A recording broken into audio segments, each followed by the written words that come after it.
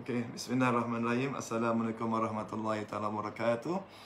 Alhamdulillah diberi kesempatan dari Allah SWT untuk kita masih hidup lagi sehingga hari ini, Ramadan yang ke-25. 25. Jadi saya dapat sharing sikit dalam 15 minit kot, insya-Allah. Mudah-mudahan bermanfaat kepada semua, sama ada perunding takaful atau orang masyarakat luar sana. Jadi untuk saya punya sesi lebih kurang 15 minit ni, kita mulakan dengan umul kitab fazilah yang diadakan kepada Rasulullah sallallahu alaihi wasallam, kaum keluarga, sahabat-sahabat baginda dan guru-guru kita, mak bapak kita, kaum muslimin muslimat, sama ada yang masih hidup dalam dunia, dan khususnya kepada kaum keluarga kita yang telah keramatullah dan klien-klien kita yang telah keramatullah. Al-Fatihah. Alhamdulillahirabbil alamin. Arrahmanirrahim. Iyyaka na'budu wa iyyaka nasta'in. Shiratal mustaqim. Shiratal ladzina an'amta 'alaihim ghairil maghdubi 'alaihim waladdallin. Okey. Saya cerita ni pasal takaful. Jangan jemu kat luar sana cerita takaful.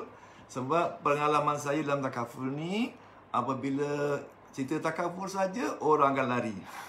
Macam bawa babak kan? Macam bawa babak. Takaful, semua lari. Tak nak kawan kan?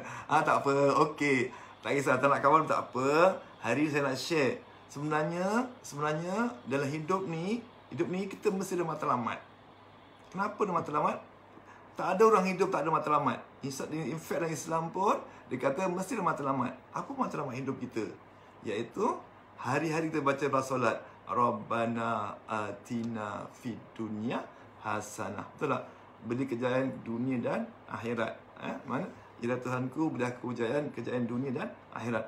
Untuk berjaya dunia akhirat ni mesti ada kaedah dia. Sebab tu kita bekerja. Jadi bekerja.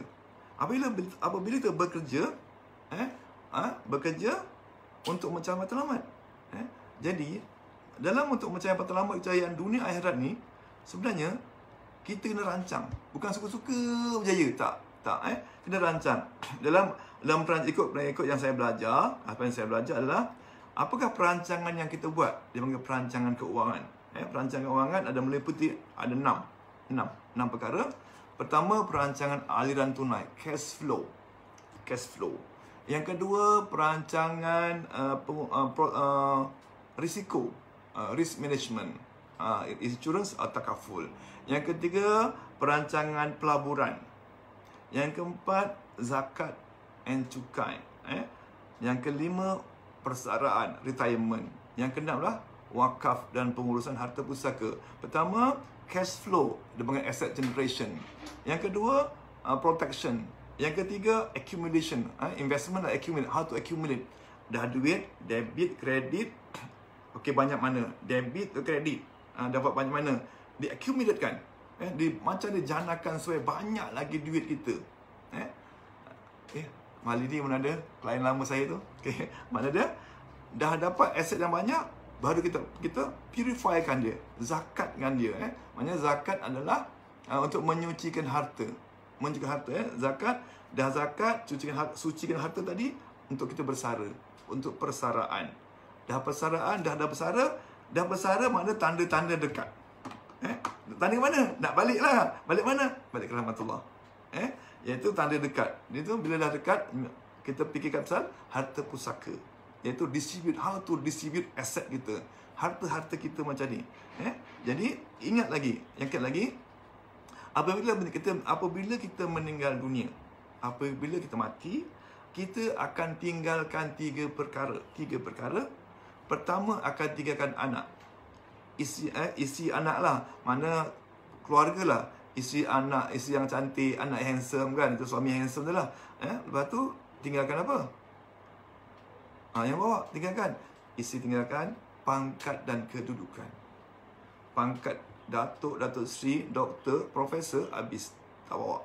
Yang ketiga hutang-hutang. Dan harta. Harta, insya-Allah, waris akan ambil. Harta waris akan ambil. Tetapi, dia panggil hutang, jarang waris ambil. Hutang mana? Jadi, takaful tadi sebenarnya, sebelum kita ambil takaful, takaful tadi, mesti ada sebab. Kenapa aku ambil takaful? Untuk apa? Jadi kawan-kawan kat sana tu, jangan bila jumpa ada ejen takaful datang, jangan lari, tanya soalan. Kalau ejen tu faham, boleh ambil dengan dia lah. Kalau ejen tu jual produk, ya tak payah ambil. Ada ambil. Ejen tu faham. Saya ejen yang faham. Mana? Kenapa ambil takaful? Untuk tujuan apa? Sebenarnya, tuan-tuan, puan-puan, adik-adik, anak-anak sekalian, tujuan kita ambil takaful adalah untuk memastikan matlamat kita dapat dicapai. Matlamat dapat dicapai. Sama ada matlamat dunia atau matlamat akhirat. Kalau matlamat dunia adalah, contohnya ada pangkat, anak-anak masuk universiti, bertua ada duit pencen, saving dia banyak, hartanya di dalam harta-harta dalam negara, luar negara, kan? Itu matlamat kehidupan dunia kita. Matlamat akhirat kita lah, insya-Allah semua-semua akan masuk syurga. Jadi kaedah itu. Jadi ambil takaful tadi tujuanlah untuk memastikan matlamat dunia dapat capai, akhirat dapat capai. Okey. Jadi kalau ambil takaful, cek balik. Untuk apa kita ambil tadi? Sebab saya jumpa kat luar sana, ramai ambil takaful tak faham apa dia ambil. Kadang-kadang ambil PA saja, ambil yang murah. Kadang ambil direct yang bank, ambil dengan ejen tapi tak tahu apa. Ini berapa? RM20. Ambillah RM20 je. Tapi kadang-kadang tuan-tuan, ambil tak faham, rugi kita. Rugi. Melainkan kita duit tak kisahlah, alah RM20 dia tak beri kesan pun. Tak apalah.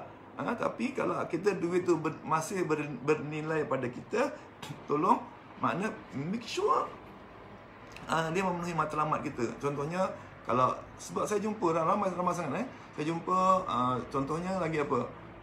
Tujuan utama untuk apa? Setengah orang ambil untuk anak-anak education, okey. Setengah orang adalah untuk income protection. Okey, sebelum masuk yang lain, cek dulu. Saya cadangkan tuan-tuan ambil untuk income protection dulu. Kenapa income protection dulu? Sebab kita bekerja, cari duit, cari rezeki untuk anak-anak, untuk membesarkan anak-anak, untuk matlamat kehidupan kita. Andai kata macam ni, andai kata semalam kita tak ada, semalam tak ada, malam tadi tak ada, hari ni siapa nak masak untuk anak-anak kita? Hari ni siapa nak diapers untuk anak kita? Siapa untuk menyambung pelajaran dia? Siapa nak bayar rumah? Tak ada. So, make sure mesti kita pertama sekali untuk protect income kita dulu. Dah protect income, protect income pula, jangan ambil PA saja. PA saja kadang yang murah-murah kadang kebanyakan PA, iaitu personal accident. Maknanya berlaku kematian atau hilang upaya disebabkan accident saja boleh ambil. Kalau tak accident tak boleh claim. Kalau tak accident tak boleh claim. Jadi kena tengok balik polisi. Okey, untuk apa saya ambil dulu? Bayar untuk apa? Untuk medical card? Iya ke untuk medical card? Tak. Pada pendapat saya peribadi, ni peribadi, medical card is second priority. First priority adalah untuk protect income kita dulu. Protect income kita dulu. Barulah nanti kita kepada yang lain-lain. Kita dulu. Kan saya jumpa banyak kali, kerap kali saya jumpa, nak ambil untuk anak. Untuk anak boleh ambil untuk anak. Ambil untuk anak, sebelum ambil untuk anak, ambil untuk kita dulu. Cuba kita ingat balik yang pernah naik flight atau naik boat. Contoh naik boat lah. Naik boat, air pelampung kan. Jadi pakai untuk kita dulu. Kalau naik flight, stewardess beritahu, kalau nanti kapal terbang ni goyang-goyang, akan keluar corong tu. Corong tu pakai untuk diri sendiri dulu, baru pakai untuk anak. Macam tu juga takaful. Ambil untuk diri kita sendiri dulu. Ambil. Banyak mana ambil? Minta ejen kirakan. Ejen kirakan. Dah ejen kirakan, lepas tu tengok bajet kita. Tanya ejen. Nak uji ejen tu macam mana? Pertama, setiap seorang ejen takaful atau broding takaful, dia mesti tahu mengira berapakah keperluan kita. Berapakah keperluan anda? Contohnya, sepatutnya saya ni ada berapa coverage. Seorang ejen harus tahu. Kalau agensi kami di Melaka ni, di Melaka, di Usrah Group ni, semua kita basic adalah mengira keperluan takaful. Itu perlu tahu. Dah kira keperluan banyak mana, baru tengok dia punya bajet. Bajet sebab apa? Tugas utama seorang perunding takaful adalah mengenal pasti matlamat keuangan pelanggan-pelanggan kita pelanggan di setiap fasa kehidupan. Kita berkanak-kanak, remaja, dewasa dan tua.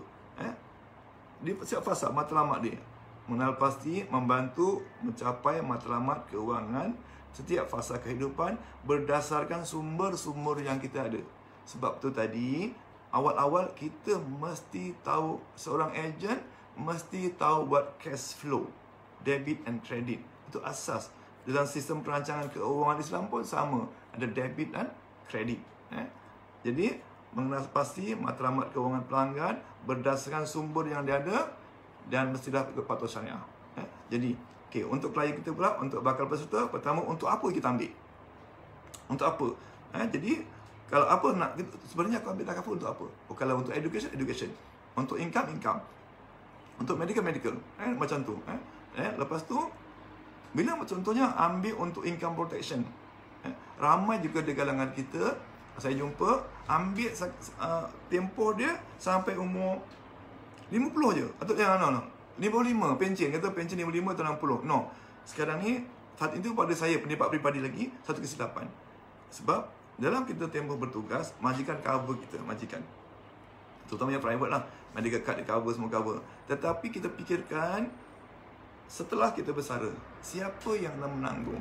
Siapa akan, contoh kalau sakit, siapa nak bayar bil perubatan? Kalau meninggal dunia, ada pempasan ke tidak? Sebab kalau kita lihat sekarang, katakan seorang tu berkahwin pada umur 25. Pada umur 50, yang lepas baru anak pertama, anak sulung. Anak bongsu belum lepas. Kadang saya kawan saya tadi, dia kata umur 40 dapat seorang baby lagi. Perempuan 40 dapat baby lagi. Maknanya pada 60 baru masuk universiti, belum habis belajar. Jadi masih perlukan lagi coverage. Jadi kalau boleh, at least kita ambil perlindungan sehingga umur 75 at least. 75 sebab apa? Purata rakyat Malaysia berumur 75 tahun. Yang lelaki, yang perempuan 78. Itu sekarangnya statistik lah. Hopefully tahun depan makin jauh lagi lah, makin panjang umur lah, dengan pada kadar makan, diet dan sebagainya. Jadi dah 10 minit. Saya janji 15 minit saja. Sama kemudian mana matlamat tadi untuk apa? Takaful tadi. Jadi tanya ejen tadi, saya nak matlamat saya nak retire, saya nak pakai. Macam tu. Ada saving dia banyak mana? Pelan takaful banyak. Macam-macam pelan takaful. Pelan takaful ni macam-macam lah. Sekarang lagilah dengan banyak syarikat takaful ni, lagi macam-macam ada. Hibah, wakaf. Kalau kita ambil takaful, contohnya untuk cover hutang-hutang yang tinggalkan, jangan hibahkan semua. Contohnya kan, ambil macam biasa. Dalam cara kaedah pembayaran pampasan ni ada dua. Sama ada cara pembayaran amanah, nomini atau penama, satu hibah.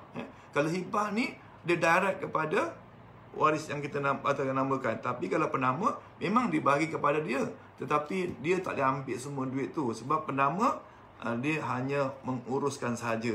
Jadi menguruskan sahaja termasuk dalam pengurusan harta pusaka. Tetapi kalau hibah, kita ambil takaful hibah. Ujung tu kita bagian-bagian muka surat belakang tu hibah. Cara kaedah pembayaran klaim hibah. Hibah kepada anak atau isteri.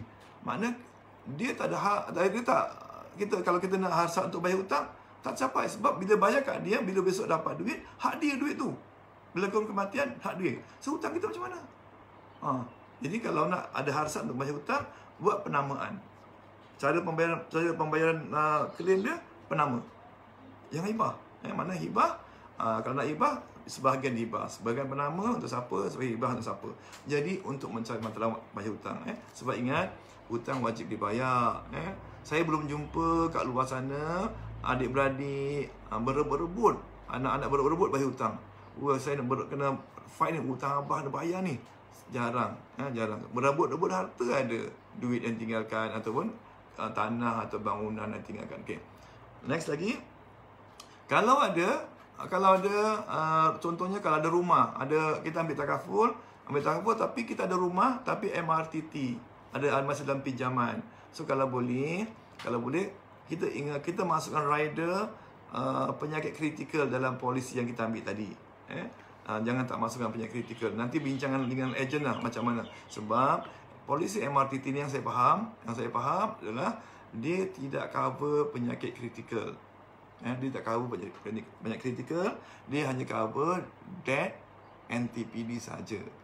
Ustaz Hakim ada Ustaz Hakim ada tu Ustaz Hakim Azam Balela, okey, masih tengok kongsi ilmu saya ni, okay, insya-Allah Jadi dah nak habis. Kalau soal boleh tanya, saya sambung besok sebab banyak kerja. Kalau semua hari ni habis idea, sambung untuk besok pula. Jadi pertama kita kena ingat ambil takaful tadi untuk membantu mencapai matlamat kehidupan dan keuangan kita. Untuk apa Not simply ambil. Pertama. Okey, saya lupa. Yang keduanya, ini satu lagi yang saya jumpa berlakunya claim tak dibayar. Claim tak dibayar. Claim tak bayar pun, ini pun minta tolong sangat-sangat. Kalau ambil takaful tu, tolong declare segala penyakit-penyakit yang kita ada. Jangan diam-diam. Jangan alah ini sekejap manis dia kurang je. No, jangan. Ada penyakit kena disclose. Lepas tu tak apa, biar kita susah nak ambil, jangan susah nak claim. Kalau susah nak claim, saya pun simpati lah, saya pun terkesan lah. Contohnya kita susah kuliah report macam report susah. Jadi kalau boleh declare segala penyakit yang kita ada, apa terus terang dengan ejen pun kena report betul-betul lah. Ejen tulis yang betul, jangan menipu-tipu. Sebab itu dalam kontrak. Jadi perempuan sementara zaman PKP ni masih kesempatan sebelum raya 4-5 hari lagi ni.